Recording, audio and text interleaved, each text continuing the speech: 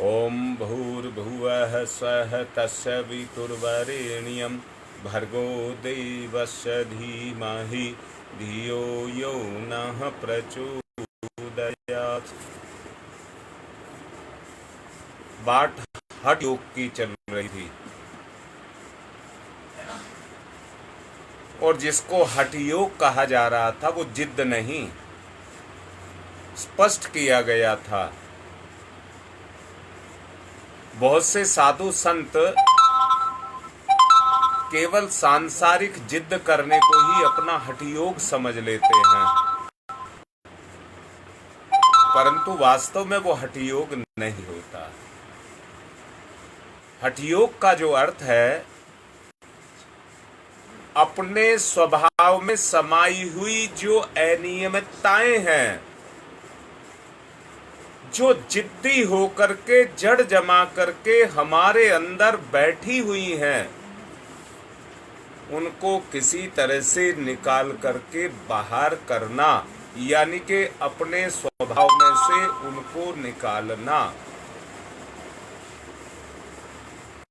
योग का अर्थ तो जोड़ना होता है, परंतु यहां तो बात निकालने की कर रहे हैं। हाँ, बिल्कुल ठीक है। जोड़ना भगवान को है और निकालना पाप को है। अब मैं फिर से एक बात कह रहा हूं, आप भगवान को जोड़ रहे हैं, भगवान पाप को निकाल रहा है, आप नहीं निकाल रहे हैं। भगवान पाप को निकाल रहा है। अगर आप निकाल सकते होते तो आपको भगवान की जरूरत नहीं पड़ती ना, फिर आप ही निकाल देते। दोबारा से बोल रहा हूं, भगवान का आश्रय पाकर के, यानी कि अच्छाई का आश्रय पाना, बुराई को निकालना नहीं। बुराई तो अपने आप निकलने की प्रक्रिया अपने आप शुरू हो जाती है। टंकी में पानी भरना पड़ता है, नाली अपने आप शुरू हो जाती है। इसलिए ईश्वर से जुड़ने की आवश्यकता है। अब मैं कहूंगा, उस अवस्था को पाने के लिए योग आसन की आवश्यकता पड़ती है। पहले मैं कहूंगा, आसन किसको कहते हैं? आसन बैठने चलने के तरीके को कहते हैं। अच्छा, बैठने के तरीके का मतलब है बिछावन को, कैसी बिछावन का प्रयोग किया जाए ना, किस अवस्था में बैठा जाए। अच्छा, पूरब की मुंह तरफ मुंह करके, पश्चिम की मुंह तरफ करके ना, ना। बैठने का तरीका इसको नहीं कहते हैं। बैठने के तरीके का अर्थ है कि अपने आप को उस आसन पर बैठ करके ईश्वर की तरफ अपने आप को उन्मुख किया जाए, जहां दोनों का आपस में जुड़ाव होता हो।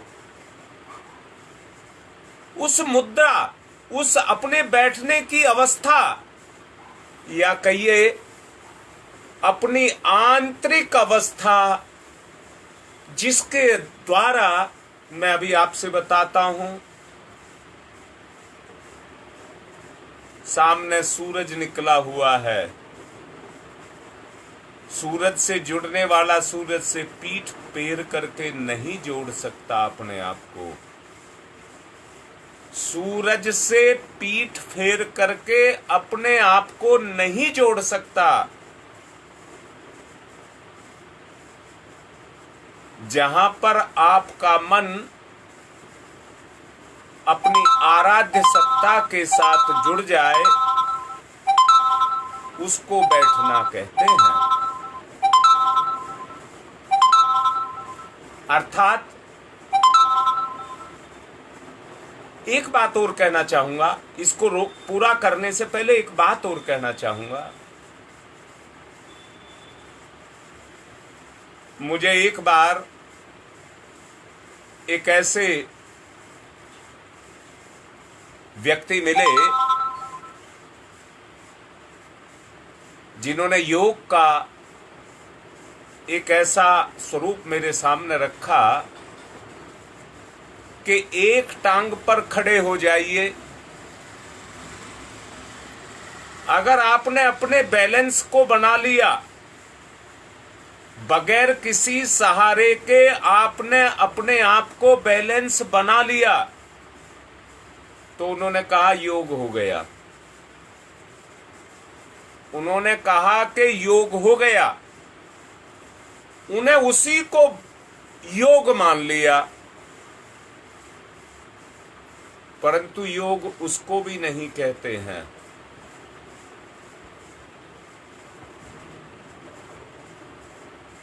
आज बुद्ध पूर्णिमा है। परम पूज्य गुरुदेव इसको बौद्ध दिवस कहा करते थे।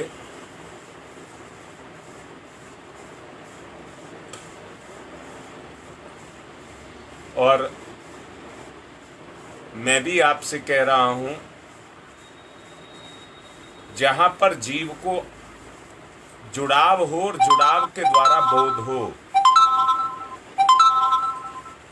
बुद्ध भगवान ने बोधि वृक्ष का सहारा लिया। उसको नाम, बड़ का पेड़ था, उसको नाम दिया बोधि वृक्ष, क्योंकि उसके नीचे बैठ करके उनको बोध हुआ।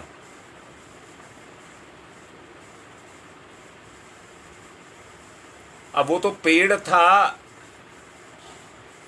जितनी जागरूकता व्यक्ति के अंदर होती है, पेड़ में तो उतनी जागरूकता नहीं होती, जड़ता होती है। जागरूकता बुद्ध के अंदर थी, सहारा बोधि वृक्ष का लिया तो एक स्तर पर पहुंच गए।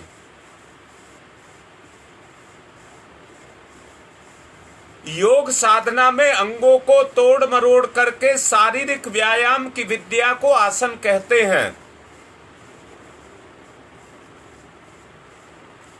परंतु उसको योग नहीं कहते।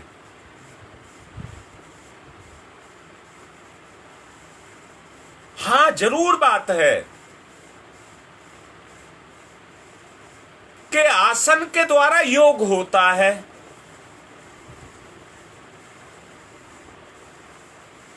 परंतु उस बैठने में कठिनाई ना हो, सरलता हो, तो योग होता है।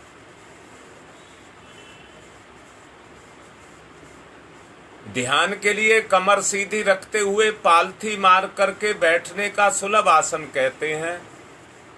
पैरों को एक दूसरे के ऊपर रख करके एड़ी ऊपर की तरफ रखने की अपेक्षा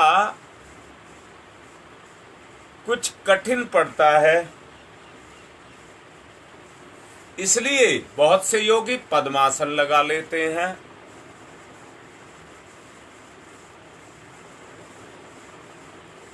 इन विधियों में बैठने पर श्वास प्रश्वास की क्रिया ठीक से बन पड़ती है और ध्यान की एकाग्रता लगती है।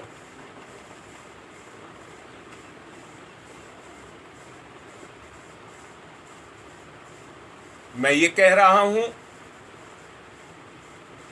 जो सांस लगातार मेरा चल रहा है, आसन लगा करके बैठ करके अपने सांस पर ध्यान देने से जिसका आवागमन मेरे अंदर निरंतर हो रहा है, ये आवागमन ठीक इसी तरह से है जैसे मन में विचार पैदा होता रहता है।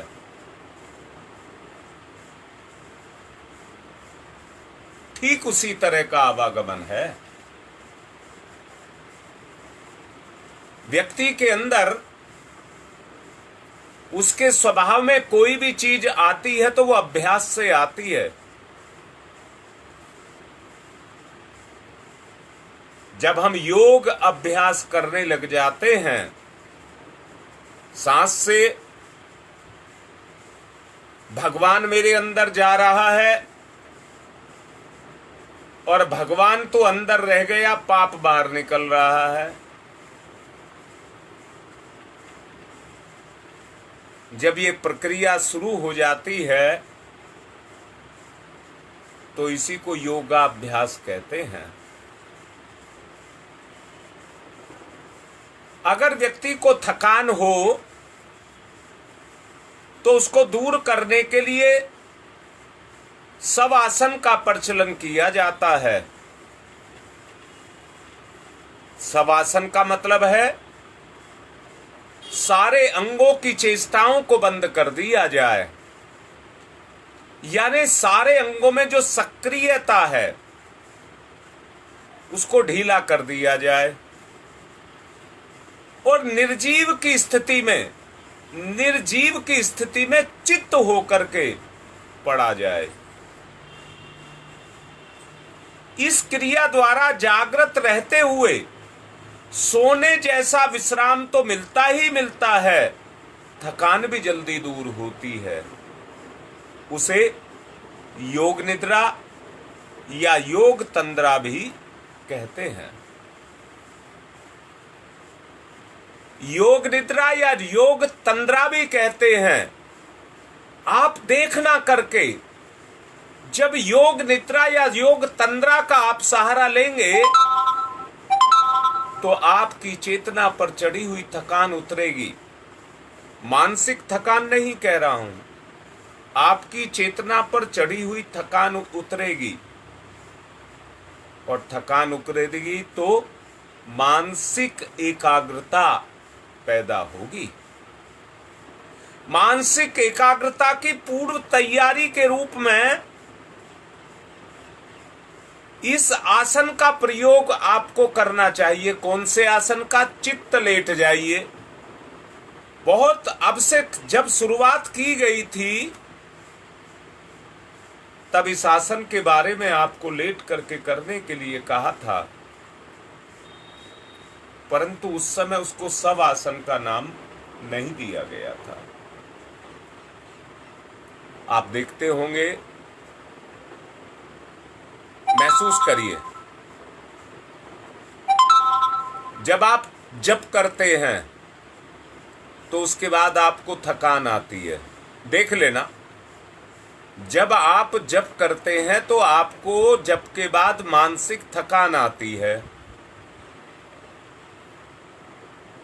या आप स्वाध्याय करते हैं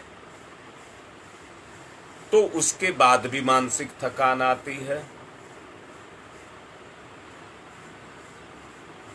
कल एक बिटिया है गुंजन, उसको मैं एक बात समझा रहा था कि अध्ययन से व्यक्ति भटक जाता है। अध्ययन से व्यक्ति भटक जाता है, परंतु स्वाध्याय से व्यक्ति मुक्त हो जाता है।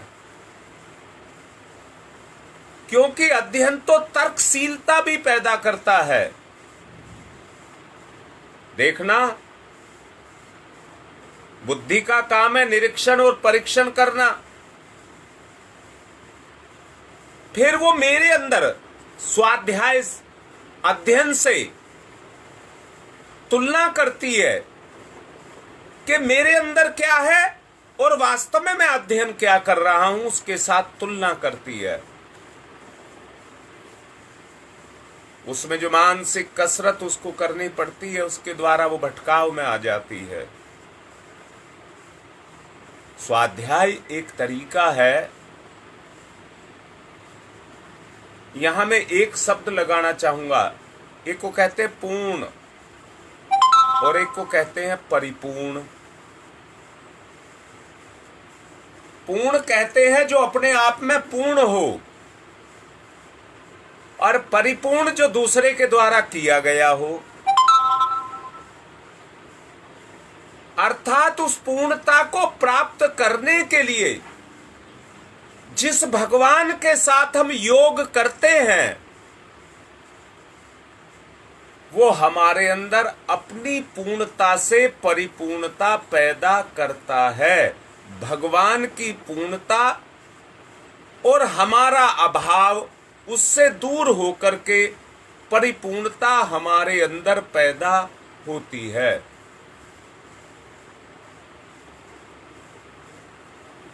मानसिक एकाग्रता के लिए आपको पूर्व तैयारी करनी चाहिए। कड़ा श्रम करने से मानसिक थकान आने पर भी इस प्रयोग से अपने शरीर का तनाव, भारीपन दूर किया जा सकता है।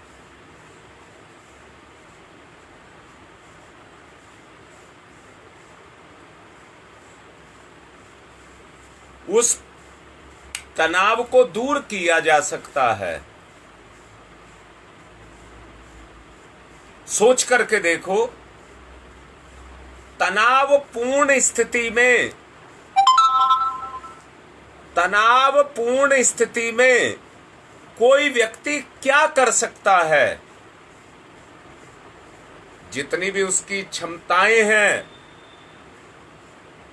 उसकी क्षमताएं अंदर से जवाब देने लग जाती हैं।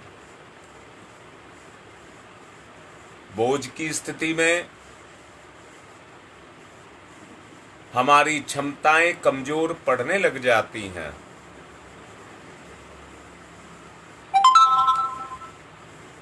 जिन्हें गहरी निद्रा ना आती हो, वो शिकायत करते रहते हैं कि हमारी नींद नहीं पूरी होती। जरूरत से ज्यादा घंटे सो लेने के बावजूद भी उनके ऊपर निद्रा का एक आरोपण बराबर छाया रहता है, जिसके कारण उस भारीपन को वो उतार नहीं पाते। मैं ये सब बात क्यों कह रहा हूं? पानी में चीनी घुल जाती है पर तेल नहीं घुलता। जब जीव की अवस्था इस तरह की पैदा हो जाती है कि निरंतर भारी, यानी कि मैं दोबारा से बोलूंगा, गहरी निद्रा उसको आती नहीं है और मानसिक थकान उसकी उतरती नहीं है, भारीपन निरंतर उसके ऊपर छाया रहता है, ऐसी अवस्था के अंदर जीव, बताइए, आसन लगा करके भगवान का ध्यान करना चाहता है।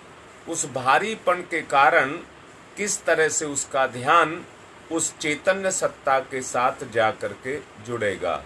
अर्थात नहीं जुड़ेगा, और भारीपन निरंतर उसके ऊपर छाया रहेगा और उसकी शिकायत बनी रहेगी, उसे इसका लाभ मिलने लगेगा।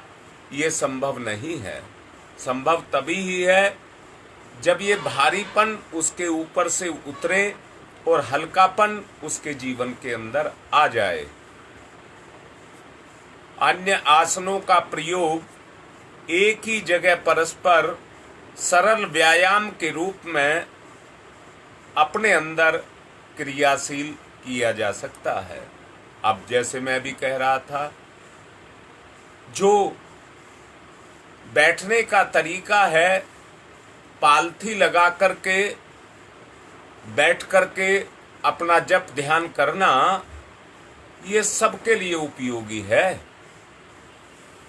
परंतु पद्मासन लगा करके बैठ जाना हर किसी के लिए संभव नहीं है।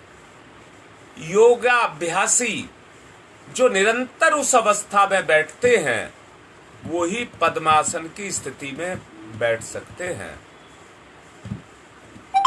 दंड बैठक लगाना कई व्यायाम दुर्बल काया वालों के लिए उपयुक्त नहीं पड़ते, इसलिए उनके लिए आसनों की ही सुविधा को सरल माना गया है। आहार से रस बनता है, इस बात को सब जानते हैं। आहार से रस बनता है, आप लोग इस बात को जानते हैं, परंतु सब में एक शर्त और भी जुड़ी हुई है कि जो खाया जाए या जो खाया गया है उसका पाचन क्रिया ठीक से उसके ऊपर काम करे। जो हमारी पाचन शक्ति है, मैं दोबारा से कह रहा हूं, ठीक से सुनो। घी दूध खाना, दही खाना बहुत उपयोगी है, परंतु हमारा पाचन तंत्र उस पर काम नहीं करता तो आपको दस्त लग जाएगा। आपने दूध पिया और आपको दस्त लग जाएगा। अब दोष आप दूध को दें या अपने पाचन तंत्र को दें? आप कितना ही कहते रहिए कि मुझे दूध नहीं पचता, दूध तो पचता है। ईश्वर ने अगर उसको बनाया है तो किसके लिए बनाया है? हमारा पाचन तंत्र उतना उपयुक्त नहीं है। रक्त संचार, श्वास प्रश्वास की क्रिया शिथिल होने लगे। आप देखिए ना, जिनको ब्लड प्रेशर हो जाता है, वो ब्लड प्रेशर, इसका मतलब ये नहीं है कि उसमें कोई दोष आ गया है, परंतु ब्लड संचरण की जो प्रक्रिया है उसके अंदर दोष पैदा हो गया है। आप दवाई करके उसके संतुलन को बनाने का प्रयास तो कर सकते हैं, परंतु योग आसन उसको कहते हैं जिससे क्रियाशीलता के अंदर आई हुई अनियमितता को दूर किया जा सके, उसको योगासन कहते हैं। मैं फिर से कह रहा हूं, श्वास प्रश्वास की क्रिया जो सहज और स्वाभाविक है, किसी को कोई दिक्कत पैदा नहीं करती है, परंतु उससे पूछ करके देखिए जिसको अस्थमा पैदा हो जाता है। मैं अपनी एक बात को आपको समझाने के लिए ये सारी बातें आपसे कह रहा हूं। मैंने कहा उससे पूछ करके देखो जिसको अस्थमा हो गया है। सारल एक सामान्य आदमी से ज्यादा सांस लेता है, जोरदार खींच करके सांस लेता है, परंतु तारतम्य ना जुड़ पाने के कारण उसको ऐसा लगता है कि तेरा प्राण निकल जाएगा। उसको अंदर से, महसूस नहीं कह रहा हूं, वो अंदर से तड़फने लग जाता है और कहता है मेरा दम निकल जाएगा। उसी को दमा बोलते हैं, दमा बोलते हैं। जब शिथिलीकरण हमारी क्रियाओं के अंदर आने लग जाए, भावनात्मक कह रहा हूं, भावनात्मक कहने से मतलब क्या है? भगवान के साथ कितना जुड़ाव आपका हुआ।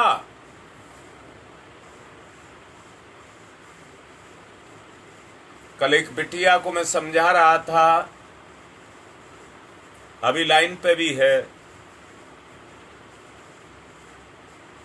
वो मेरे से भगवान श्री कृष्ण की स्थापना के बारे में बात कर रही थी। ये प्राण प्रतिष्ठा अपने ही प्राणों का प्रत्यारोपण है।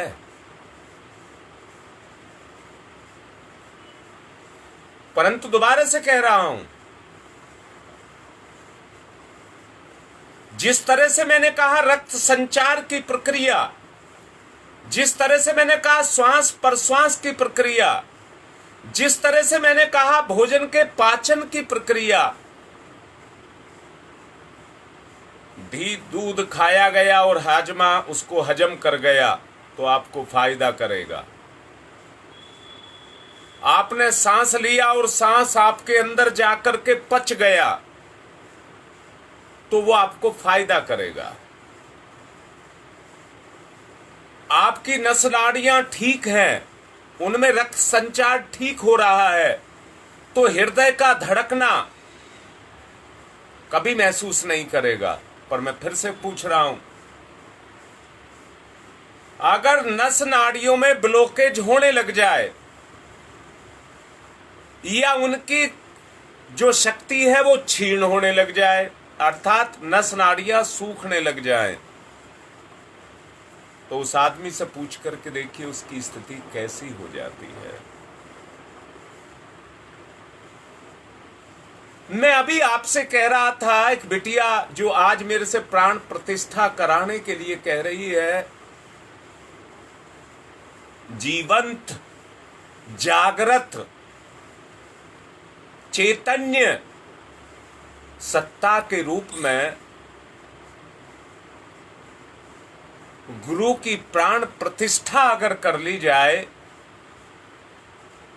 मैंने पिछले प्रवचन में आपको एक बात कही थी, दुनिया के सारे रिश्ते गुरु में होते हैं।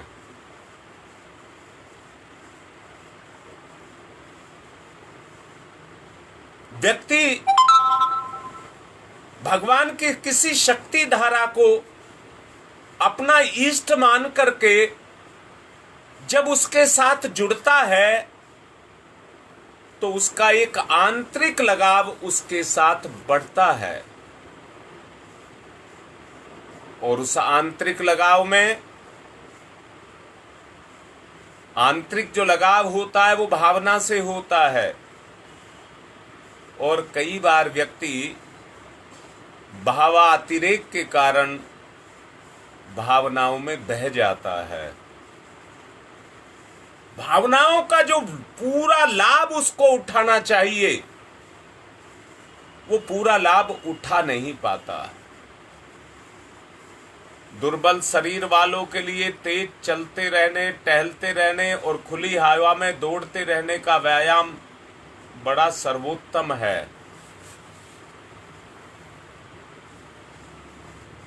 ड्रिल के समय की जाने वाली जो क्विक मार्च है उसके अनुरूप हाथ हिलाते हुए, मुंह को बंद रखते हुए, थोड़ी तेज कदमों से चलते हुए आदमी जब उस प्रक्रिया को अपनाता है तो शरीर के अंदर आई हुई अनियमितता दूर होती हुई चली जाती है।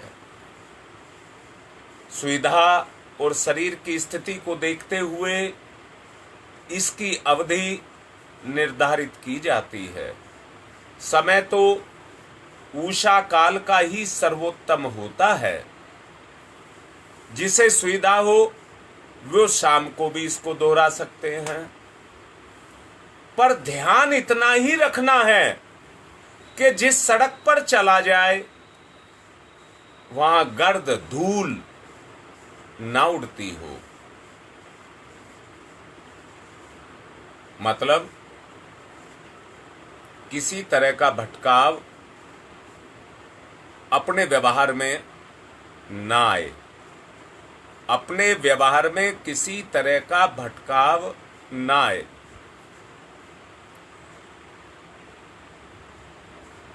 जिस सड़क पर आप टहल रहे हैं उस पर अगर दुर्गंध है तो आप टहल जरूर रहे हैं, परंतु नाक पर जो प्रक्रिया हो रही है, जो चेतना पर प्रक्रिया हो रही है, उससे अंदर बदबू जा रही है और आपको घृणा पैदा हो रही है। इशारा कर रहा हूं, समझ लेना। अगर हवा चलेगी तो धूल तो सब जगह उड़ेगी, परंतु मैं दूसरी हवा की बात कर रहा हूं। मन में तरह तरह की कामनाएं ना पैदा हों जो हमारी चेतना को प्रभावित करें।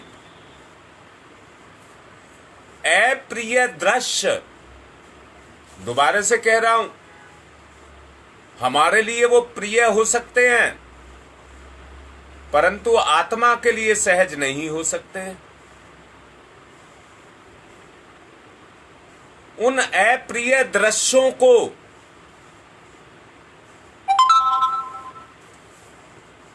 जो घटना के रूप में हमारी चेतना के ऊपर चल रहे होते हैं, हम तो ध्यान साधना करते हैं, आसन लगाते हैं, पर मन कहां लगता है? मन कहां लगता है? आसन लगाना है तो मन में भगवान का स्थान आपको पैदा करना पड़ेगा, जिस पर आपको भगवान को विराजमान करना पड़ेगा, जहां दोनों का एक दूसरे के साथ योग हो जाए और दोनों के बीच में सहजता पैदा हो जाए, उसको योग आसन कहते हैं। अप्रिय दृश्यों वाले कसाई खाने में उसमें अगर गुजरना पड़े तो ऐसे व्यक्ति का जो मांस भोजी नहीं है, उसका उस परिकर में मन नहीं लगेगा, अंदर से उद्विग्नता पैदा होती रहेगी, उसके अंदर घृणा पैदा होती रहेगी और सहजता उसके जीवन में नहीं रहेगी, जबकि वो कुछ नहीं कर रहा, वातावरण का प्रभाव कर रहा है। इसलिए वो दिशा चुननी चाहिए जिसमें किसी भी तरह का कोलाहल ना हो, कम से कम हो। वृक्षों की हरियाली दृष्टि गोचर होती हो, जिसमें सहजता पैदा होती हो।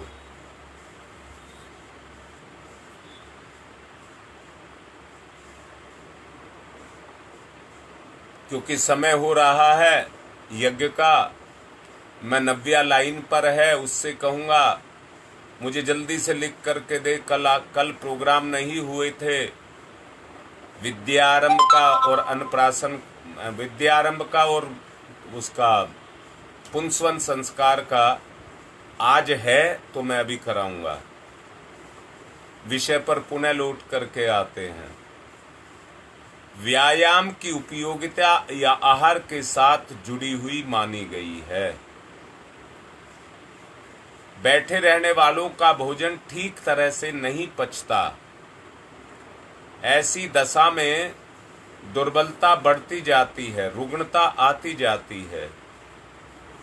खाना आसान है परंतु पचाना आसान नहीं है।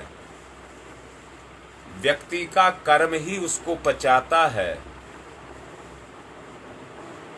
जब मंद और रुग्णता का रूप धारण चेतना करने लग जाए तो उन्हें कितना ही बहुमूल्य भोजन दिया जाए, उसमें कठिनाई विशेष रूप से लोगों के सामने आती ही है, जिन्हें एक जगह बैठकर काम करना पड़ता है। जैसे मुनीम हैं, क्लर्क हैं, ऑफिसर हैं, लेखक हैं। ये कार्य ऐसे हैं जो भागदौड़ के नहीं हैं और उनमें क्रियाशीलता मन की तो रहती है, तन की रहती नहीं है। तो उसमें वो सहजता पैदा नहीं होती है। योगी जनों के संबंध में भी यही बात कही जा सकती है। जप, तप, ध्यान, धारणा, स्वाध्याय, चिंतन, मनन जैसे कार्य जो एक जगह बैठकर के किए जाते हैं, उसमें भी शरीर की हलचल नहीं होती है। भोजन करने के लिए हमें मेहनत करनी पड़ती है। भोजन करने में नींद के घंटे घट जाते हैं। अगर भोजन करने में मतलब आप बैठ कर के काम करते हैं, क्लर्क का, मुनीम का, लेखक का काम करते हैं या योगी जन का काम करते हैं, तो भोजन से संबंध आपका घट जाता है, क्योंकि भोजन का संबंध नींद के साथ भी है। व्यक्ति जब भोजन करता है तो उसका इतना नशा छाता है कि व्यक्ति को नींद आने लग जाती है, नींद आने लग जाती है। इसलिए सरल श्रम करने वालों को सरल ही आहार लेना चाहिए और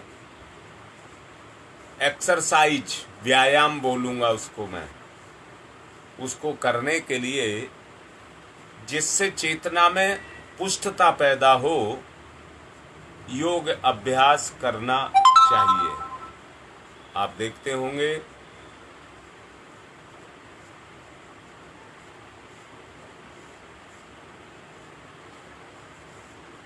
आप ये देखते होंगे कि जो योग साधना करते हैं वो सांसारिक भोग पदार्थों पर उतना ध्यान नहीं देते हैं, बल्कि आत्मिक संबंध पर अपने ध्यान को लगा करके रखते हैं। वही इस क्षेत्र में आगे बढ़ते हैं और आगे बढ़कर के अपने जीवन के उद्देश्य को पूर्ण करते हैं। समय क्योंकि हो चुका है, आज मैंने आसन की बात आपसे की है।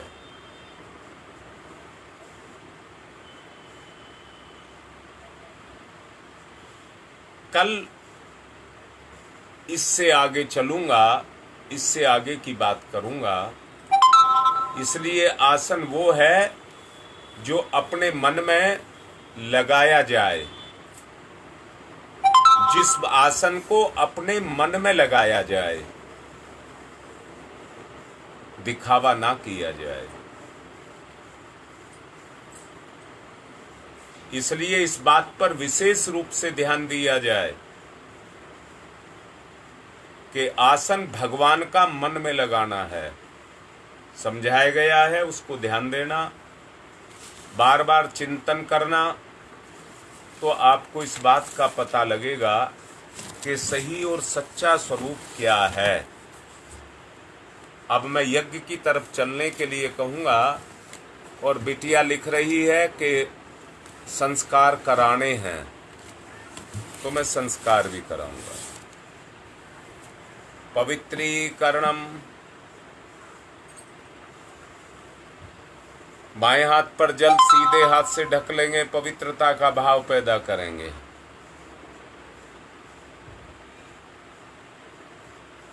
ओम मैं पवित्र है पवित्रो वा सर्वावस्थांगतो अपि बाह्य समरेत पुंडरीकाक्षम स बाह्याभ्यंतरः शुचि।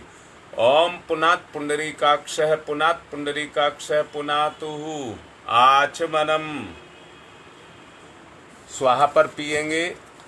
ओम अमृतो प्रस्तरणमसि स्वाहा। ओम अमृता पिधानमसि स्वाहा। ओम सत्यम यशः श्रीर्मय श्री श्रीयताम स्वाहा। हाथ साफ करेंगे, बाएं हाथ पर जल लेकर स्वाहा के साथ पिएंगे। ओम बाएं हाथ पर जल लेंगे, शिखा वंदन करेंगे। ओम चिद्द रूपणी महामाई दिव्य तेज समन्विते तिस देवी शिखा मध्य तेजो वृद्धिम कुरुष्यमेव। अपनी इंद्रियों को नियंत्रित करेंगे। ओम वांगमयी आशय अस्तु मुख को। ओम नशोर में प्राण वस्तु नासिका के दोनों छिद्रों को। ओम अक्षनोर में चक्षुरस्तु दोनों नेत्रों को। ओम कर्णयोर में श्रोत्रमस्तु दोनों कानों को। ओम बाहोर में बलमस्तु दोनों भुजाओं को। ओम उर्वोर में ओजवस्तु दोनों जंघाओं को। ओम अरिष्टानि मिंगानि तनुस्तन्वा में सहसंतु। पृथ्वी पूजनम, धरती माता पर एक आचमनी जल चढ़ा करके उसका पूजन करेंगे। ओम पृथ्वी त्वया धृता लोका देवी त्वं विष्णुना धृता त्वं च धार्य मां देवी पवित्रं कुरु च स्मनम्। चंदन धारणम, एक दूसरे को तिलक लगाएं। ओम चंदनस्य महत्यपूर्णम पवित्रम पापनाशनम आपदाम हरते नित्यम लक्ष्मी तिष्ठति सर्वदाम। कलावा सबने बांध रखा होगा और जिन्होंने नहीं बांध रखा है वो बांध लें। जिनका संस्कार किया जा रहा है वो विशेष रूप से बांध लें।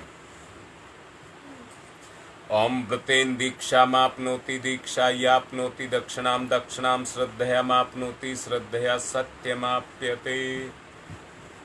कलश का पूजन करेंगे। ओम तत्त्वायामि ब्रह्मणा वन्दमानस्तदा शास्ते यजमानो हविर्भिः अहेडमानो वरुणैः बौद्ध्यर्षः वंशमानयायुः प्रमोषीः। ओम मनुर्ज्योतिर्जुस्तामाजस्य बृहस्पतिर्यज्ञमिमं तनूत्वरिष्ठं यज्ञग्वं समिमं दधातु विश्वे देवास इहमादयन्ताम्। ओम प्रतिष्ठः। ओम वरुणाय नमः। आवाहयामि स्थापयामि ध्यायामि ततो नमस्कारम करोमि। अब दीपक का पूजन करेंगे। ओम अग्निर्ज्योति ज्योतिरग्नि स्वाहा सूर्य ज्योति ज्योति सूर्य स्वाहा अग्निर्वर्चो ज्योतिर्वर्च स्वाहा ज्योतिर्वर्चो अग्निर्वर्च स्वाहा ज्योति ही सूर्य सूर्य है ज्योति ही स्वाहा।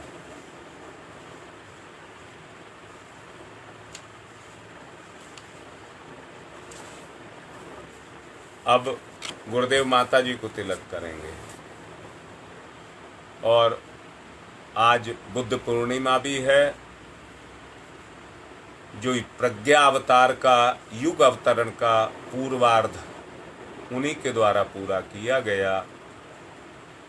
परम पूज्य गुरुदेव उसी के उत्तरार्ध में आए हैं। तो दोनों अवतारों का एक दूसरे से जुड़ाव भी है। इस समय अगर किसी के पास बुद्ध भगवान की प्रतिमा भी हो तो उनको भी तिलक कर दें। गुरुर्ब्रह्मा गुरुर्विष्णु गुरुरेवो महेश्वर गुरुरेव साक्षात् परब्रह्म तस्मै श्री गुरुवे नमः।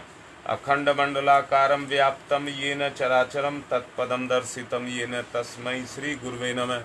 मातृवत्र लालयित्री च पितृवत्र मार्गदर्शिका नमस्तु गुरु सत्ताय श्रद्धा प्रज्ञायुताश्चया।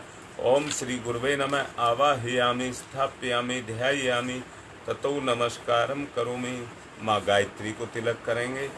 आयातु वर्ते देवी त्रिअक्षरे ब्रह्मवादिनी गायत्री छंदसां माता ब्रह्मयोनिर्नमस्तुते। ओम श्री गायत्री नमः। आवाहयामि स्थापयामि ध्यायामि ततो नमस्कारम करोमि। अब पूजन करेंगे।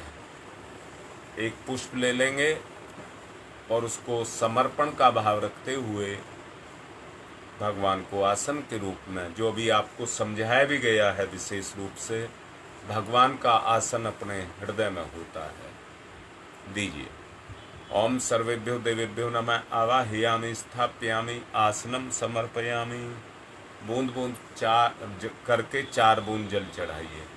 पाद्यम समर्पयामि अर्घम समर्पयामि आचमनम समर्पयामि स्नानम समर्पयामि वस्त्रम समर्पयामि यज्ञोपवीतम समर्पयामि गंधम विलेप्यामि अक्षतानि समर्पयामि पुष्पाणि समर्पयामि धूपम माग्रयापयामि दीपम दर्शयामि नैवेद्यम निवेदयामि। फूल पत्ती दे दीजिए। तांबूल पुंगी फलानि समर्पयामि दक्षिणाम समर्पयामि सर्वाभावे अक्षतानि समर्पयामि ततो नमस्कारम करोमि। हाथ जोड़कर प्रणाम। नमोस्तनंताय सहस्रमूर्तये सहस्रपादाक्ष शिरोर्भावे सहस्रनाम्ने पुरुषाय सारस्वते सहस्रकोटि युगधारणे नमः। सहस्रकोटि युगधारणे नमः। अब रक्षा विधान करेंगे। बाएं हाथ पर चावल लेकर के सीधे हाथ से उस दिशा में जिसमें कहा जाए फेंकेंगे।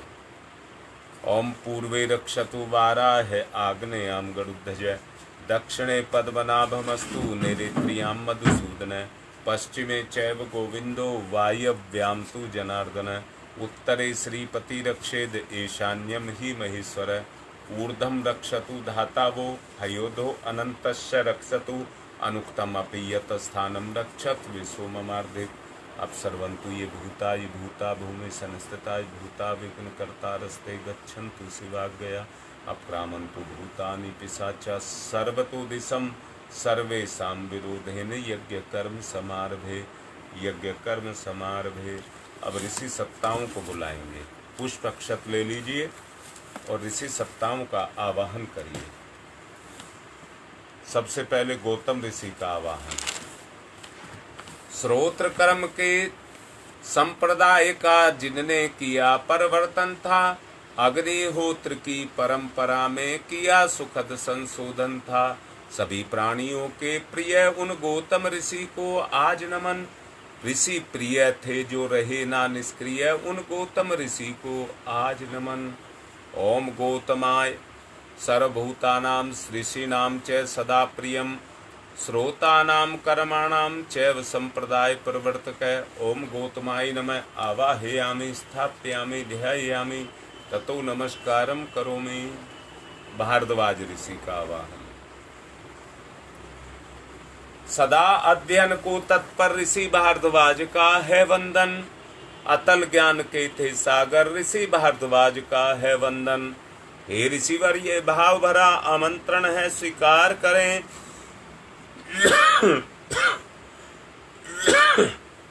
हम सबका आतिथ्य यज्ञ में आकर अंगीकार करें।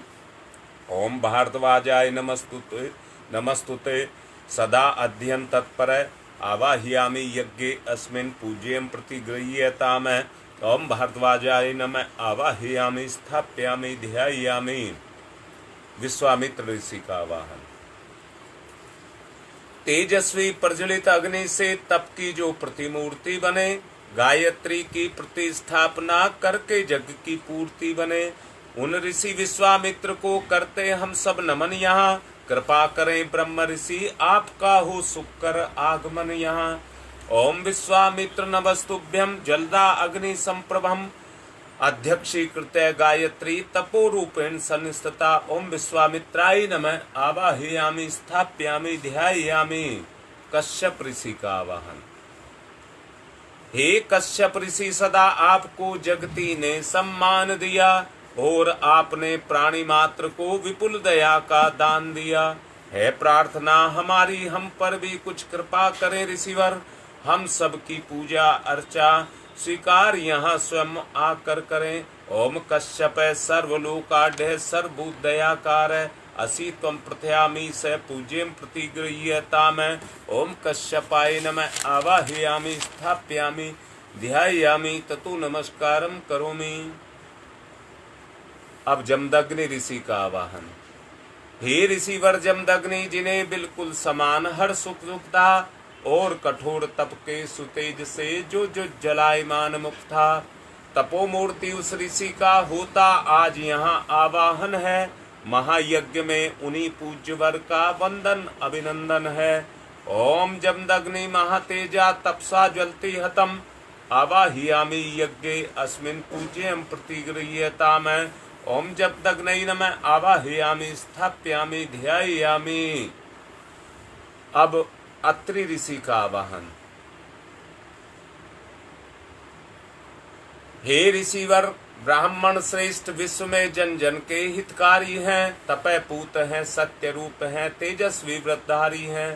हे महान ऋषि अत्रि आपको नमस्कार हम सबका है। आज आप पर भी ऋषिवर कुछ यज्ञ भार हम सबका है। ओम अत्रै नमस्तुभ्यं सर्वलोक हितैषिणे तपो रूपाय सत्याय ब्रह्मणे मित तेज से। ओम अत्रै नमः आवाहयामि स्थापयामि ध्यायामि ततो नमस्कारम करोमि। वशिष्ठ ऋषि का आवाहन। सबके परम हितैषी ऋषिवर आप धर्म पूर्ति मूर्ति रहे। कार्य कुशल इतने के कर्म के हर युग के अनुरूप रहे। जनहित से जन की करुणा से भरा सदा जिनका मन है, उन मुनि श्रेष्ठ वशिष्ठ पूज्यवर का सादर आवाहन है। ओम नमस्तुभ्यं वसिष्ठाय कर्म कृते महामुने धर्म रूपाय महते लोका नाम हितकारणे। ओम वसिष्ठाय नमः आवाहयामि स्थापयामि ध्यायामि ततो नमस्कारं करोमि। माता अरुंधति का आवाहन। सुख सौभाग्य प्रदात्री माता बालक शीश झुकाते हैं। इस पुनीत बेला में ऋषि माता तुम्हें बुलाते हैं। हम अमोद बालक हैं माता कर लो पूजा ग्रहण अभी। यहाँ यंग मंडल में होवे ममता का अवतरण अभी। ओम अरुंधत्ते नमस्तुभ्यं सर्व सौख्य प्रदायिनी। एहि मंडले मध्ये त्वं नमः पूज्याम ग्रहण में। ओम अरुंधत्ते नमः आवाहयामि स्थापयामि ध्यायामि ततो नमस्कारं करोमि। अब बिटिया का पुंसवन संस्कार किया जाएगा। ये बिटिया भूडपुर से है। बेटा जो 3 औषधियां आपको पीसने के लिए कहा गया था, उस कटोरी को अपने दोनों हाथों के बीच में ले लीजिए और अपनी भावना को जागृत करिए। इसमें आपने वट वृक्ष का जड़ को लिया है, जो विशालता और दृढ़ता की प्रतीक है। धीरे धीरे बढ़ना धैर्य का सूचक है। इसकी जटाएं जड़ और तने बन जाती हैं, ये विकास का विस्तार है। साथ ही पुष्टि की व्यवस्था है। वृद्धावस्था को युवावस्था में बदलने की ये प्रयास है। दूसरा है गिलोय, जो ऊपर चढ़ने की प्रवृत्ति को रखती है, हानिकारक कीटाणुओं का नाश करती है, शरीर में रोगों का, अंतःकरण में कुविचारों दुर्भावनाओं का, परिवार और समाज में व्याप्त मूढ़ता, भ्रष्टता, दुष्टता के निवारण की प्रेरणा देती है। शरीर को पुष्ट करना, प्राण ऊर्जा की अभिवृद्धि करना, सत्प्रवृत्तियों का पोषण करना, ये उसी का प्रतीक है। पीपल देव योनि का वृक्ष माना गया है। देवत्व के परमार्थ के संस्कार इसमें सन्निहित हैं। उसका वर्ण करना, धारण करना और विकास करना, यही इसका पूरा उद्देश्य है।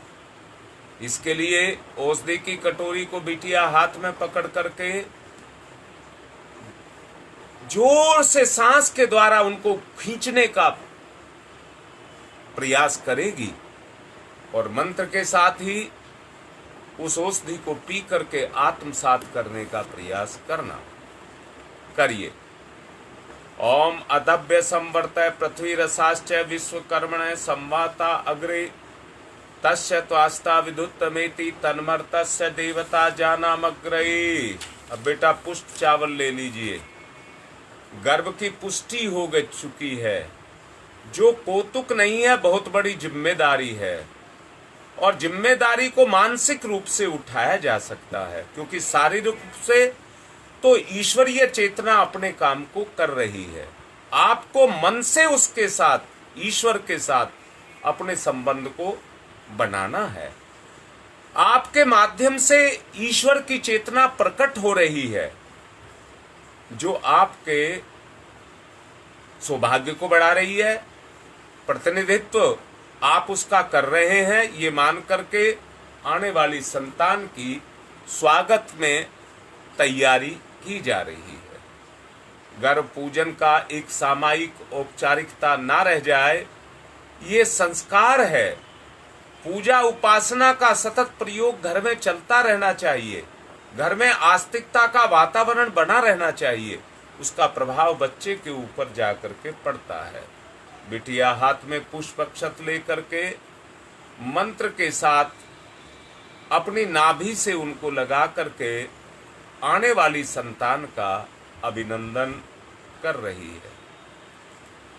ओम सुपर्णवसी गुर्तमान स्त्रीवृते शिरो गायत्रम चक्षुर्विदंतरे पक्षो स्तोम आत्मा छंदाग्वं संयंगानि यजुग्वंसी नाम शांते तन्वा दिव्यम यज्ञया यज्ञम पूषणीयम धिष्णीय सफा सुपर्णो असि गुर्तमान दिव्य गत स्वपत है। अब आश्वासन गर्भ के माध्यम से प्रकट होने वाली चेतना को जो पहले पुष्प अक्षत थे उन्हें गुरुदेव के सामने चढ़ा देंगे, फिर से ले लेंगे, अक्षत पुष्प अक्षत नहीं लेंगे। जो प्रकट होने वाली चेतना है उसको ये हम आश्वासन दे रहे हैं कि आपको ईश्वर के अनुकूल वातावरण हम देंगे। जिस सत्ता ने गर्भ प्रदान हमें किया है उसके प्रति हमारा जो उत्तरदायित्व है उसको हम पूरा करेंगे। पहला आश्वासन गर्भिणी देगी, अपने कर्तव्य का ध्यान रखे, आहार विहार चिंतन का ध्यान रखे, दूसरों के व्यवहार और वातावरण की शिकायत करते समय और शक्ति को ना गवाए, धैर्य पूर्वक गर्भ को श्रेष्ठ संस्कार दे और सदा प्रसन्न रहे, ईर्षा द्वेष कलह से बच कर के रहे। दूसरा आश्वासन पति के द्वारा होता है। जो गर्भिणी को भौतिक संसारिक जितनी भी जिम्मेदारियां हैं जिनमें वजनदार कार्य करना पड़े उसको अपने ऊपर लेता है, माँ एक साथ दो शरीरों का पालन कर रही है, वो अपनी हिस्सेदारी अपनी पत्नी के साथ बंटाता है। तीसरा आश्वासन हम सब मिलकर के देंगे। ऐसा प्रयास किया जाए कि गर्भ पर अभाव कुसंस्कारों की छाया ना पड़े, गर्भिणी गलत आकांक्षाएं ना करे, परिजन उसकी उचित आकांक्षाओं का ध्यान रखे। क्या खाना चाहती है यही पूछना पर्याप्त नहीं है, परंतु एक अच्छा व्यवहार बहुत आवश्यक है।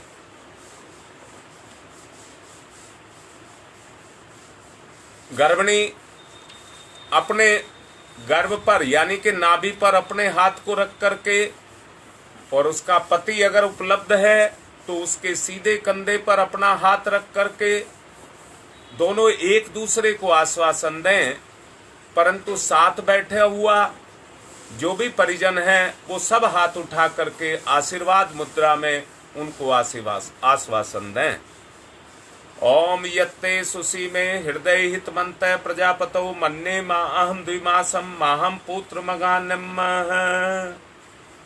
अब दूसरा संस्कार किया जाएगा बच्चे का विद्या आरंभ संस्कार।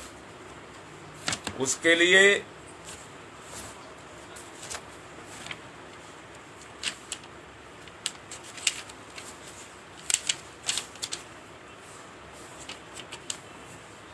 एक कॉपी कहा गया था और एक पेन कहा गया था, वो रखना है। अगर लक्ष्मी माता नहीं, सरस्वती माता और गणेश की प्रतिमा या कोई चित्र आपके पास हो तो उसको भी रख लें। सबसे पहले शिक्षा के देवता गणेश जो विवेक के देवता माने गए हैं उनका पूजन करेंगे।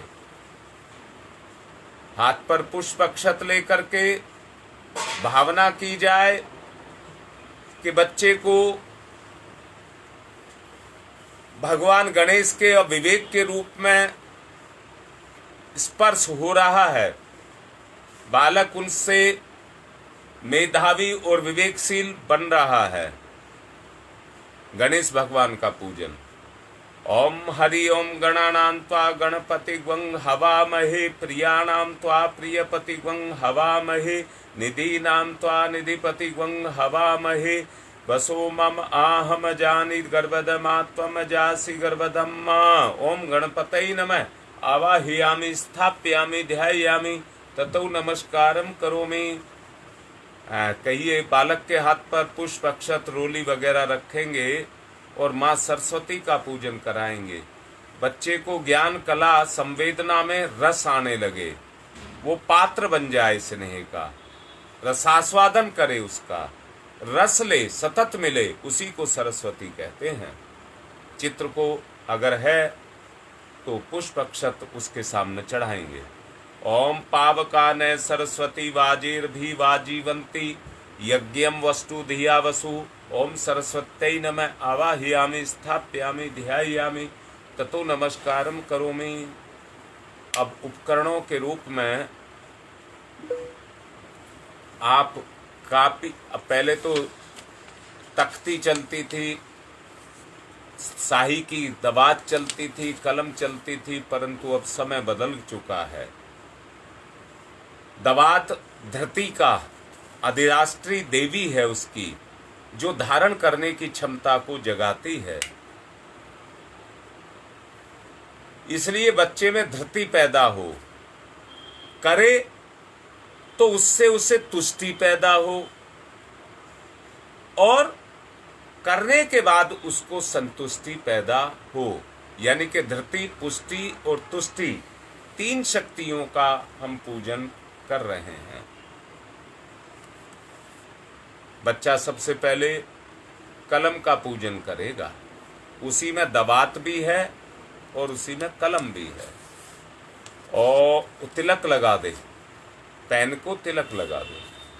ओम पुरुदश्मो विरूप इंदु अंतर्मनय जद्दीर एक पदी द्विपदी त्रिपदी चतुष्पति अष्टपति भावनानुप्रता भंग स्वाहा। अब इसी के अंदर जो शाही है उसका ध्यान करेंगे। ओम देवी स्त्रो स्त्रो देवी योधशम है प्रतिमिंद्र है भव वर्धन है जगत्या छंद्रा छंद्रीय वंग सुमेंद्रे वायु दद द्वसने वसुदेश्य है वंतु यज्ञ है। अब कापी का पूजन करेंगे, यानी कि तख्ती का पूजन कर रहे हैं। ओम सरस्वती योन्याम गर्भ अंतरिक्ष है शिवाभ्याम पत्नी सुकृत विभर्ति अपाग्वंग रसेन वरुणो सौमेन्द्र वंग श्रेय जनपसु राजा। अब बच्चे को कहेंगे कि वो गुरु के रूप में परम पूज्य गुरुदेव को तिलक करे। ओम बृहस्पति अधिर्यार्दो आर्दिभाति कर्तुमज्जनेषु यदि यच्छवासरित प्रजातः दस्मानु धर्मिणम देहि चित्रम उपियाग्रीतो असि बृहस्पति तोनि योनि बृहस्पति त्वा। ओम श्री गुरुवे नमः आवाहयामि स्थाप्यामि ध्यायामि ततो नमस्कारम करोमि। जिसने माँ गायत्री की दीक्षा परम पूज्य गुरुदेव से ले रखी है, वो बच्चे को कापी पर एक लाइन गायत्री मंत्र की लेखन करवाएंगे।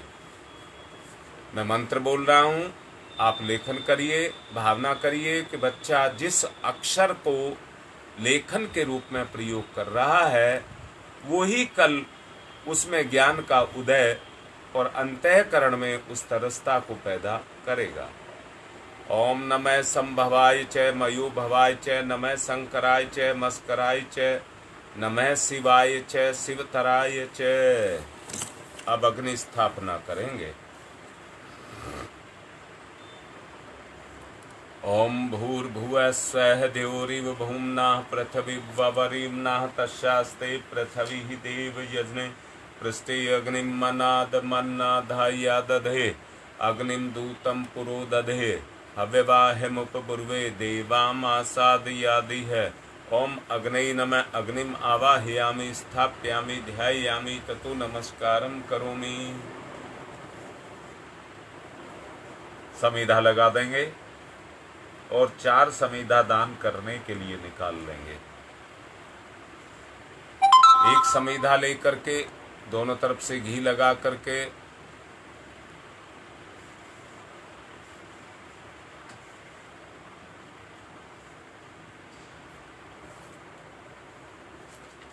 समीधा दान करेंगे।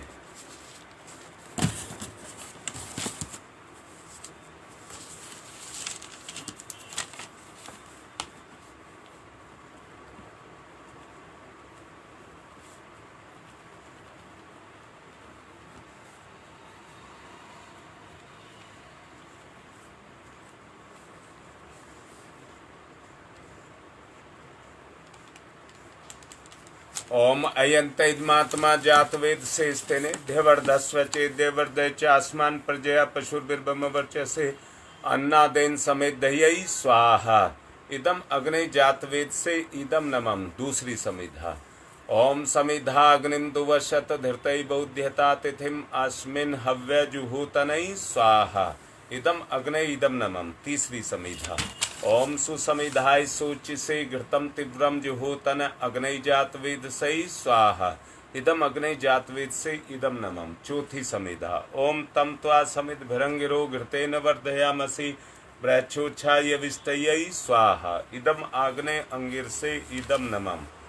जल प्रसेचनम, कुंड के बाहर जल छोड़ेंगे। ओम अदिते अन्मन्यस्व इति पूर्वे, ओम अनुमते अन्मन्यस्व इति पश्चिमे, ओम सरस्वताय अन्मन्यस्व इति उत्तरे। अब दक्षिण से चारों तरफ। ओम देव सवित परसुव परसुव यज्ञपतिम भगाय दिव्यो गंधर्व केतपुः केतम न पुनातु वाचस्पति ही वाचम न सदतु। घी की 7 आहुतियां दीजिए। ओम प्रजापतये स्वाहा इदम प्रजापतये इदम नमम। ओम इंद्राय स्वाहा इदम इंद्राय इदम नमम। ओम अग्नये स्वाहा इदम अग्नये इदम नमम। ओम सोमाय स्वाहा इदम सोमाय इदम नमम। ओम भूः स्वाहा इदम अग्नये इदम नमम। ओम भुवः स्वाहा इदम वायवे इदम नमम। ओम स्व स्वाहा इदम सूर्याय इदम नमम। गायत्री मंत्राहुति ही लोक कल्याण की भावना को ध्यान में रख कर के इस गायत्री मंत्र की आहुति देना। हमारे गुरुद्वारे से जो भी निर्देश हमको आया है उसकी पूर्ति हम सब करेंगे। ओम भूर्भुवः स्वः तत्सवितुर्वरेण्यं भर्गो देवस्य धीमहि धियो यो नः प्रचोदयात् स्वाहा इदम गायत्रे इदम नमम। ओम भूर्भुवः स्वः तत्सवितुर्वरेण्यं भर्गो देवस्य धीमहि धियो यो नः प्रचोदयात् स्वाहा इदम गायत्रे इदम नमम। ओम भूर्भुवः स्वः तत्सवितुर्वरेण्यं भर्गो देवस्य धीमहि धियो यो नः प्रचोदयात् स्वाहा इदम गायत्रे इदम नमम। ओम भूर्भुवः स्वः तत्सवितुर्वरेण्यं भर्गो देवस्य धीमहि धियो यो नः प्रचोदयात् स्वाहा इदम गायत्रे इदम नमम। ओम भूर्भुवः स्वः तत्सवितुर्वरेण्यं भर्गो देवस्य धीमहि धियो यो नः प्रचोदयात् स्वाहा इदम गायत्रे इदम नमम। ओम भूर्भुवः स्वः तत्सवितुर्वरेण्यं भर्गो देवस्य धीमहि धियो यो नः प्रचोदयात् स्वाहा इदम गायत्रे इदम नमम। ओम भूर्भुवः स्वः तत्सवितुर्वरेण्यं भर्गो देवस्य धीमहि धियो यो नः प्रचोदयात् स्वाहा इदम गायत्रे इदम नमम। ओम भूर्भुवः स्वः तत्सवितुर्वरेण्यं भर्गो देवस्य धीमहि धियो यो नः प्रचोदयात् स्वाहा इदम गायत्रे इदम नमम। ओम भूर्भुवः स्वः तत्सवितुर्वरेण्यं भर्गो देवस्य धीमहि धियो यो नः प्रचोदयात् स्वाहा इदम गायत्रे इदम नमम।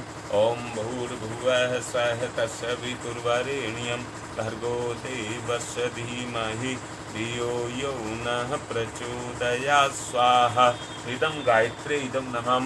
ओम भूर्भुवः स्वः तत्सवितुर्वरेण्यं भर्गो देवस्य धीमहि धियो यो नः प्रचोदयात् स्वाहा इदम गायत्रे इदम नमम।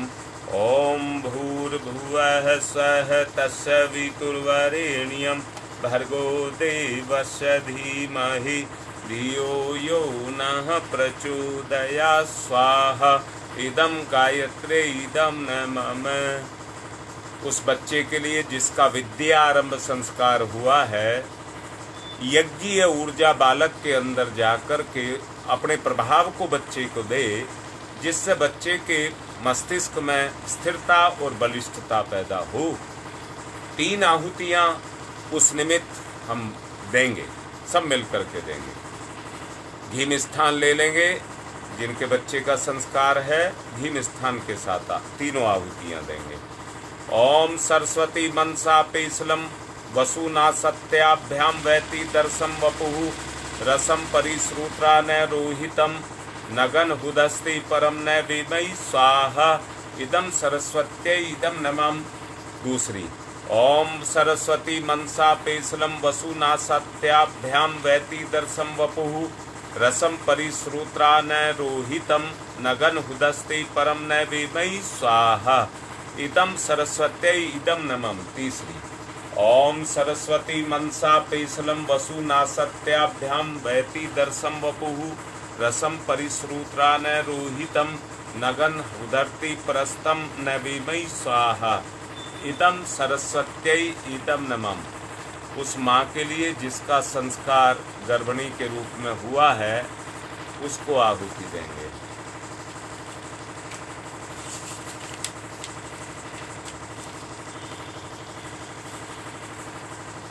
ओम धाता, घी मिष्ठान के साथ में, ओम धाता ददासु से प्राचीन जीवात्म मुमुक्षताम वयम देवस्य धीमहि सुमतिम वाजनीवतै स्वाहा इदम धात्रे इदम नमः।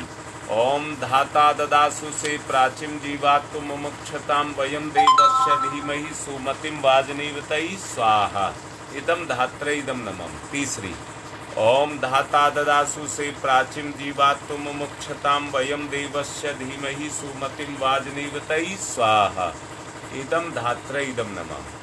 अब गंगा विहार से प्रेमलता कौशिक के भतीजे की तबीयत ठीक नहीं है। कला तुलसी से रुद्र की तबीयत ठीक नहीं है। शिव विहार से सविता को दर्द है। इनके लिए विशेष आहुति। ओम त्र्यंबकम यजामहे सुगंधिम पुष्टिवर्धनम उर्वारुकमिव बंधनान् मृत्योर्मुक्षीयमामृता स्वाहा इदम महामृत्युंजय इदम नमः। ओम त्र्यंबकम यजामहे सुगंधिम पुष्टिवर्धनम उर्वारुकमिव बंधनान् मृत्योर्मुक्षीयमामृता स्वाहा इदम महामृत्युंजय इदम नमः। ओम त्र्यंबकम यजामहे सुगंधिम पुष्टिवर्धनम उर्वारुकमिव बंधनान् मृत्योर्मुक्षीयमामृता स्वाहा इदम महामृत्युंजय इदम नमः। ओम पंचवक्राय विद्महे महादेवाय धीमहि तन्न रुद्र प्रचोदयात् स्वाहा इदम रुद्राय इदम नमः। ओम पंचवक्राय विद्महे महादेवाय धीमहि तन्न रुद्र प्रचोदयात् स्वाहा इदम रुद्राय इदम नमः। ओम पंचवक्राय विद्महे महादेवाय धीमहि तन्न रुद्र प्रचोदयात् स्वाहा इदम रुद्राय इदम नमः। ओम पंचवक्राय विद्महे महादेवाय धीमहि तन्न रुद्र प्रचोदयात् स्वाहा इदम रुद्राय इदम नमः। ओम भास्कराय विद्महे दिवाकराय धीमहि तन्न सूर्य प्रचोदयात् स्वाहा इदम सूर्याय इदम नमः। ओम भास्कराय विद्महे दिवाकराय धीमहि तन्न सूर्य प्रचोदयात् स्वाहा इदम सूर्याय इदम नमः। ओम भास्कराय विद्महे दिवाकराय धीमहि तन्न सूर्य प्रचोदयात् स्वाहा इदम सूर्याय इदम नमः। भयपुरा से संजय दुबे के परिवार के लिए, उनके कल्याण के लिए, और राहुल कश्यप के राजवीर कश्यप सिंगोली से उनके अच्छे पारिवारिक जीवन के लिए। ओम प्रखर प्रज्ञाय विद्महे महाकालाय धीमहि तन्न श्रीराम प्रचोदयात् स्वाहा इदम महाकालाय इदम नमः। ओम सजल श्रद्धाय विद्महे महाशक्तये धीमहि तन्न माता भगवती प्रचोदयात् स्वाहा इदम महाशक्तये इदम नमः। अब विशेष आहुतियाँ बीमारी के लिए, कोरोना के लिए। पहले कृमिनाश के लिए। ओम उददाना दिव्य कृमि हंतु विमोचन हंतु रसंभि ये अंत कृमियो गवि स्वाहा इदम आदित्य गणेभ्य इदम नमः। अब रोगनाश के लिए आहुति। ओम शीर्षम शक्तिम शीर्षमयम कर्णम शूलम विलोहितम सर्व शरीरम समनम ते रोगम बहिर्निर्मत यामहे स्वाहा इदम सूर्याय इदम नमः। अब सुरक्षा कवच के लिए। ओम अग्नि वैश्वनार वैश्वरमा देव्यै पाहि स्वाहा स्वाहा इदम वैश्वनराय इदम नमः। सृष्टिकृत होम है। घी मिष्ठान के साथ प्रायश्चित आहुति। ओम यदस्य कर्मणोत्यरिचम याद्वा न्यूनमेहा करम अग्निष्ट सृष्टिकृद्यात् सरम सुहूतम करोतु मे अग्ने सृष्टिकृतै सुतुतै सर्वप्रायश्चिताहुतीनां कामानां समृद्धैत्रै सर्वान् कामान् समृद्धयै स्वाहा। इदम अग्ने सृष्टिकृतै इदम नमः। पूर्णाहुति। ओम पूर्णमिद पूर्णमिदं पूर्णात् पूर्णमुदच्यते पूर्णस्य पूर्णमादाय पूर्णमेवावशिष्यते। ओम पूर्णादर्वी परापत सुपूर्णा पुनरापत वस्ने विकणावः ईस्मृजय ग्वं सत्कृतौ स्वाहा। ओम सर्वं वै पूर्णग्वं स्वाहा। ओम सर्वं वै पूर्णग्वं स्वाहा। घी की धार बांध करके छोड़ देंगे और आरती की तैयारी करेंगे। ओम वसोः पवित्रमसि सतधारम वसो पवित्रमसि सहस्रधारम देवस्ता सविता पुनातु वसो पवित्रेण कामदक्षयै स्वाहा। अब आरती। ओम यं ब्रह्म वेदांत विदो वदन्ति परमं प्रधानं पुरुषं तथान्ये विश्वो दग्धे कारणमीश्वरं वा तस्मै नमो विघ्न विनाशनाय। ओम यं ब्रह्म वरुणेन्द्र रुद्रमरुतः स्तुन्वन्त दिव्यैस्तवे वेदै सांग पद क्रमोपनीर सदै गारयन्ति यं शामगा ध्यानावस्थित तद्गतेन मनसा पश्यन्ति यं योगिनो यशान्तं न विदुसुरासुरगुणा देवाय तस्मै नमः।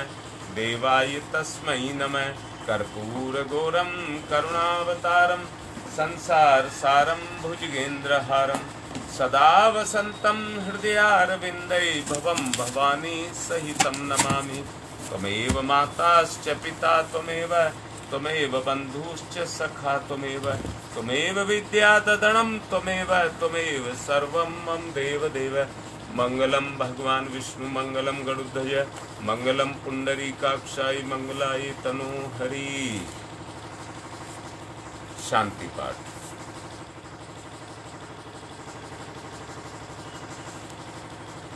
ओम ध्यौ शांतिरंतरिक्षं शांति पृथ्वी शांतिरापः शांतिरोषधयः शांति वनस्पतयः शांतिर्विश्वे देवा शांति ब्रह्म शांति सर्वगं शांति शांतिरेव शांति श्यामा शांतिरेधि। ओम शांति शांति शांति सर्वारिष्टा सुशांतिर्भवतु। पुष्प अक्षत ले लेंगे, देव दक्षिणा गुरुदेव को प्रदान करेंगे।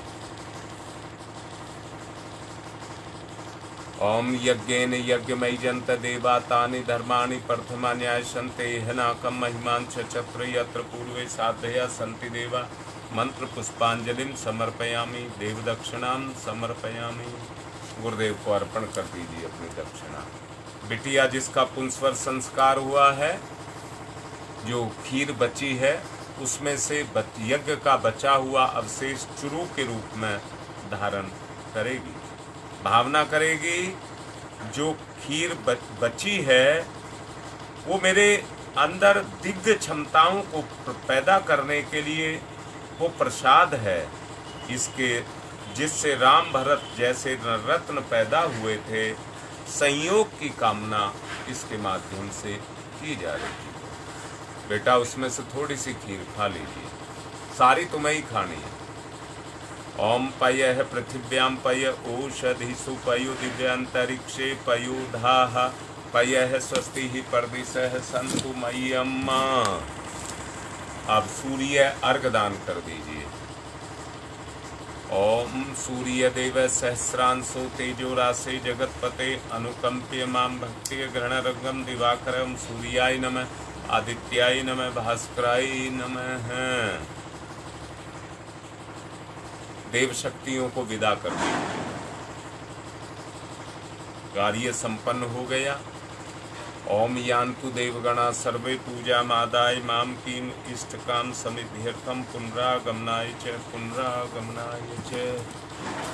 आज का कार्यक्रम यहीं पर पूर्ण कर रहे हैं और आत्मिक निवेदन कर रहे हैं कि जो भी आसन के बारे में आज बताया गया है, भगवान को अपने जीवन में आसन देना, इसी कड़ी को कल फिर समझाएंगे।